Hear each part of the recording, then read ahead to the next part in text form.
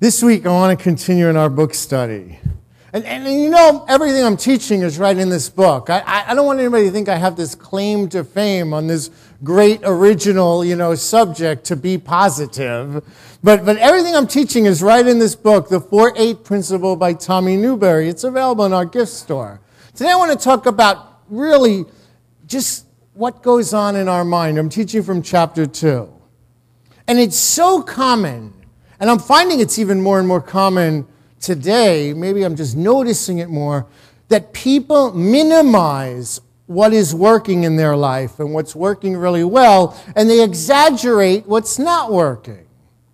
And it seems to be something in life, and I don't know where it comes from, but it quietly always nudges us to emphasize on what's missing, what's broken, what's lacking, what's no good in our life, and downplay and dismiss what is available and what is good and what our gifts are.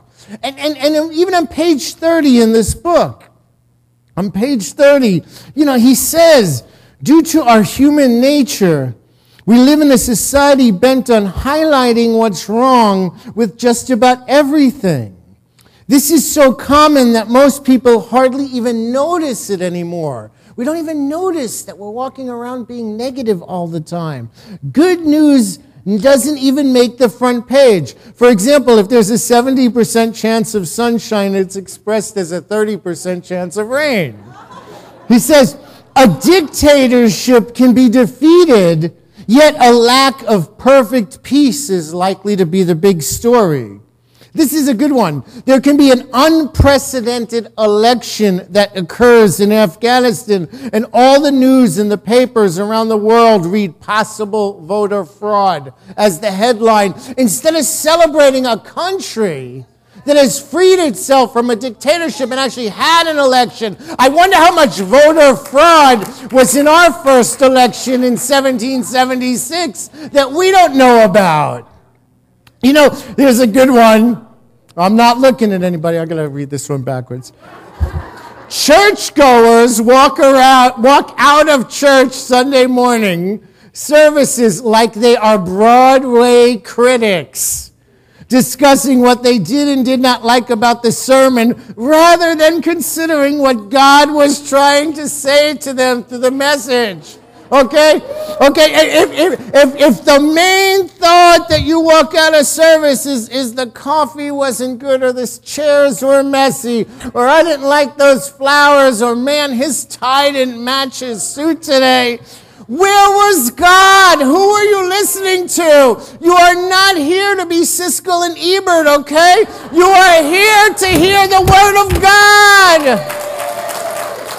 Nothing else matters. The coffee, the drapes, nothing else matters. We have a vision here, and the vision has been one, great music, and we have great music. Two, the vision has been transformative messages, and these messages, they transform me just writing them, so I hope you get something out of them. And the third thing is diversity, and look around.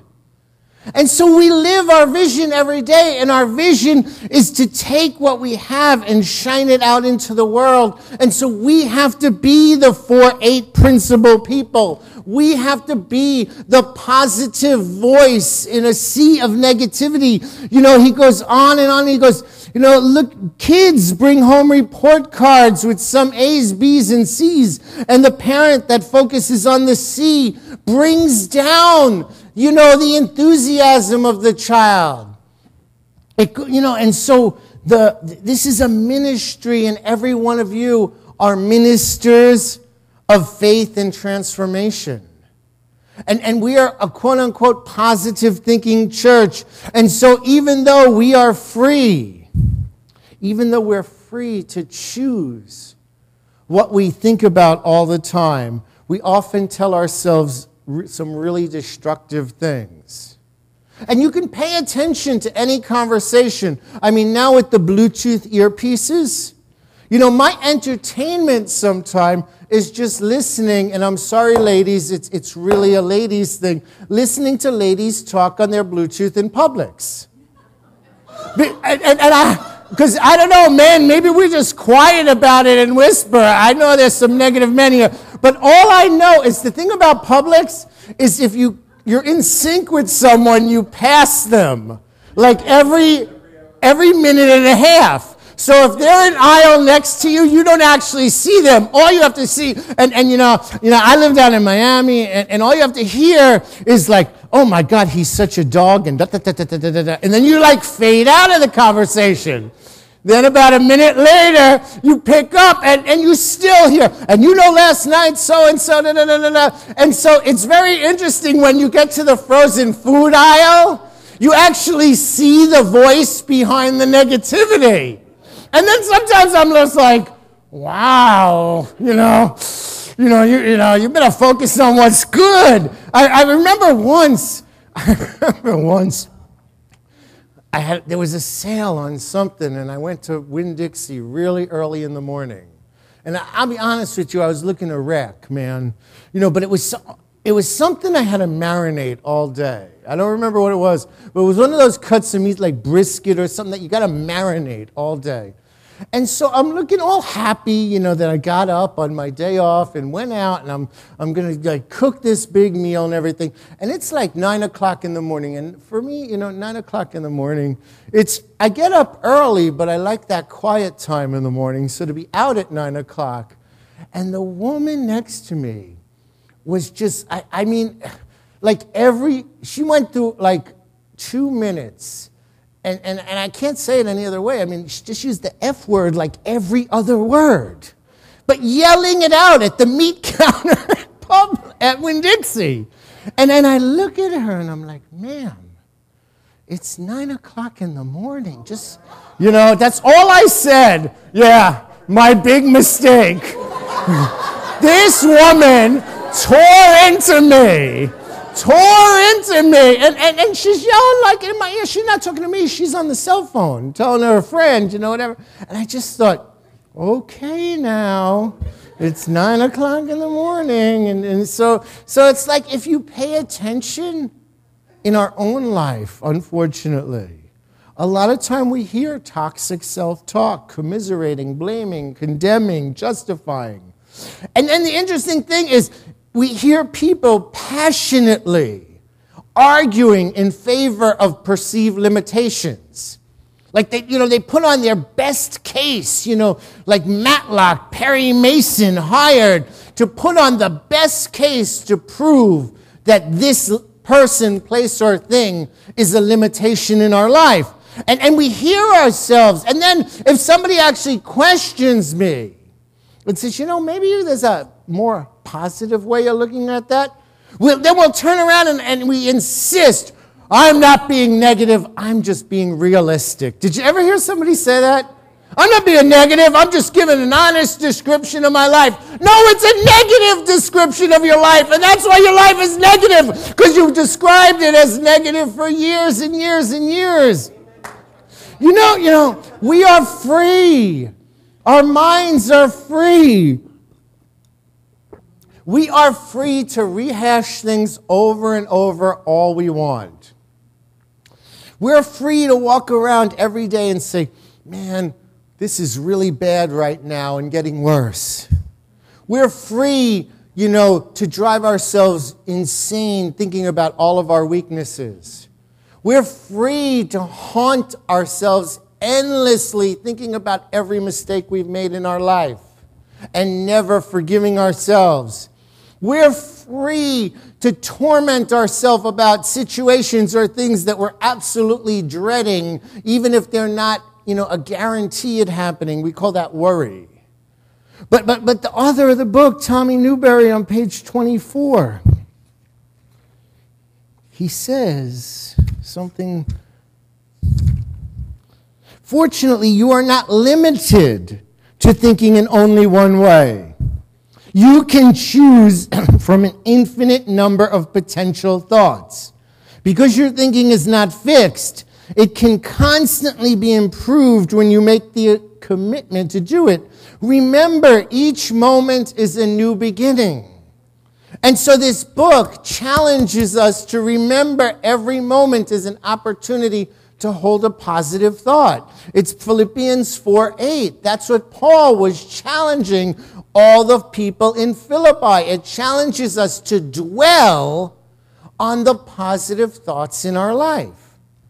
And we all need to do this. We all need to do this more today. We all need to do this. We all need to start dwelling and saving up positive thoughts for next year. I truly believe that we are called to be the people that are the voice of joy in a sea of fear and negativity. When we look for God, when we look for God, then we see God. And when we look for problems, we see problems. The one line from that song, Christina, you better watch out, because anybody who comes near for me for the next month is going to, get this line. I want everybody to remember this line, because I guarantee there'll be a perfect moment this week to say it. Will you remember it and say it? There'll be a perfect moment for you to look at someone and be like, Tim, don't be a drag, just be a queen. There will be a perfect moment somewhere. You'll be like, baby, don't be a drag. Just be a queen. All right? And so what we do when we focus on what produces joy, because this book is about producing better health, a more successful career, a stronger marriage, a purpose-filled life. They're within our reach because they're already inside of us. And when we focus on these things, we actually create more good in our life. Charles Fillmore, Unity's co-founder, says in a book he wrote, Dynamics for Living, that we know how thoughts work. And thoughts only work through our own consciousness. In other words, I can't hold a thought for you, and you can't hold a thought for me. Each thought has its own power inside us individually. And he says, Charles Fillmore says, we must understand, control, and put in order our own thoughts. By right understanding and by using right thoughts and words, we experience the kingdom within us, he says. Listen to this. He says, thoughts express themselves. They think, we think, and then we think all we are into our thinking. In other words, it's a cycle. Thoughts come to us, and then we actually believe and accept them without questioning them, so they become thinking ideas in our life. And then when we accept them, we become the thought thinking itself into life. Did that just make sense? Jesus said it, ask, believe, and receive. It's very simple. We have this conversation with ourselves, and then we say, yes, that's me, and then we think that idea into our very life, because when we say, yes, that's me, we exclude everything else. That's what happens. So if we say yes to lack and poverty, we have excluded every abundant idea. We have excluded God's grace. We've excluded any time the universe wants to bless us, because all we see is I am lacking. I'm going to think this lack into my life because this is who I am. And so a divine outlook, a God outlook, recognizes we are children of God. And that God is always available to us where? In our thoughts. Remember the list of self-defeating thoughts. I call them Judy's junk-producing thoughts. And they're on page 22 if you weren't here last week, or it's on Facebook, it's on YouTube. But they are junk-producing thoughts. Remember Judy, oh, it never works out. Oh, no, I always say the wrong thing. Oh, nothing good ever happens to me. Well, those are thoughts that produce the idea and energy behind the thought. And so they are not God's plan. That is not God's voice that says we're no good. That is not God's will that says we're limited and can't excel. There is a voice of God that is God. And I will tell you how you know it's the voice of God, because it always calls the best to express in us. The voice of God always says you can do this and even more. The voice of God says there is no fear that can hold you back. And so let's go deeper using some questions from the book. Who wants to grow in faith over the last month of the year? I mean, isn't Christmas about growing in faith? Who wants to overcome a heartache that's just been, dragging us down too long? Who wants to break out of a tiresome rut? I mean, really, I want all those things. There are 8 more questions on page 27 in this book, but you get the point. The point is nobody's going to say, nah, I don't want to grow in faith. Nobody's going to say, no, I don't want to overcome. I enjoy this heartache. I like reliving it over and over and over again. Nobody's going to say, man, I love my tiresome mediocrity rut. I love mediocrity. I shoot for mediocrity. I have never seen a prayer in 7 years that said, Rev, pray for mediocrity. I've never seen one in that prayer box. Have you, Tim, in 33 years? Has everyone ever come up to you and said, Rev, please pray for mediocrity in my life? Of course not. But then what we do is we think these ideas, and thinking is a way of praying. We all want to experience a deeper, fuller, more meaningful life. God has placed joy in our mind. Did you hear her song? It was when young people know they're here for joy. It's when they get older and they get trained culturally and socially and politically, and intellectually to doubt and fear and worry. It's that this is who I am. I was born this way. I have news for you. In case you don't know, every one of you was born with 100% joy in your heart, in your mind, in your spirit, and in your soul. Every one of you was born that way. Whatever has happened through a lifetime of experience. But when we were born with 100% joy. There wasn't a sad thought on our mind. There wasn't fear on our mind. There wasn't doubt on our mind. It was joy all the way. And if you don't believe me, just watch little kids shopping in the stores in Christmas.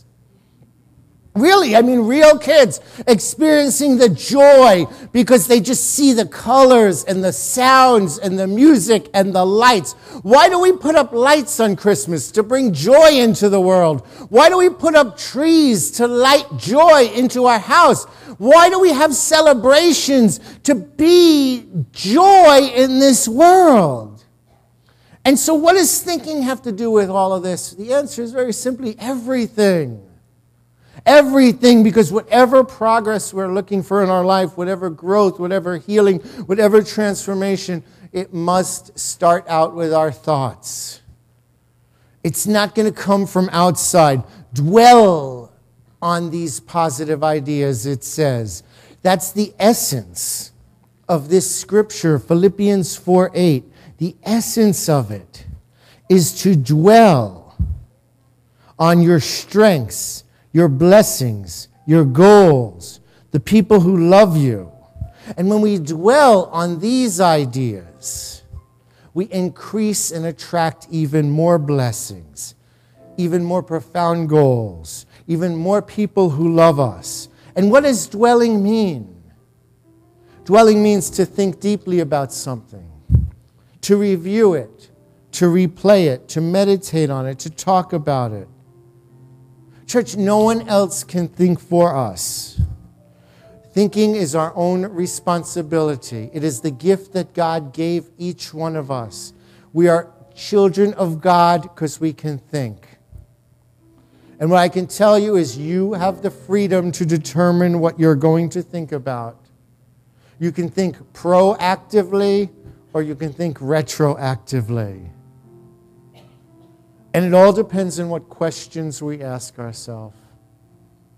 Newberry shares the simplest method for redirecting our thoughts if we're bound by negative thinking is to ask ourselves the right question all the time. To get into the habit of asking ourselves, what am I thankful for right now? What are the strengths I have to get through today? What are the best achievements I have experienced? He says to list 5 people who love me the most. See, these questions are a simple tool that displace the negativity. These are the right questions. And so I invite each one of us to recognize we're an individual expression of God.